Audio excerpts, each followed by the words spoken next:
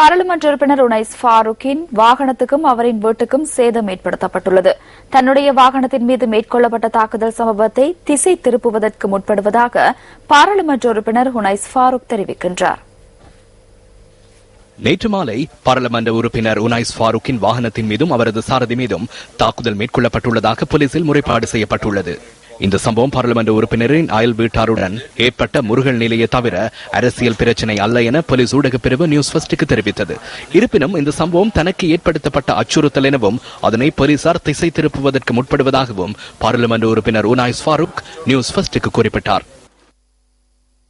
என்னை தாக்குவதற்காக, கொலை அச்சுறுத்தல் செய்வதற்காக குழுவினர் எனது வீட்டை சூழ வந்து இருந்ததாக அறிய முடிகிறது. கத்தி, பொல்லு, அதே போன்று கையில் ஆயுதமும் ஒன்று வைத்திருந்ததாக அவர்கள் செல்லும்போது சொல்லி இருக்கின்றார்கள். இதே சந்தர்ப்பத்தில் வருகை தந்தவர்கள் 3 மோட்டார் சைக்கிளில் வருகை தந்திருக்கின்றார்கள்.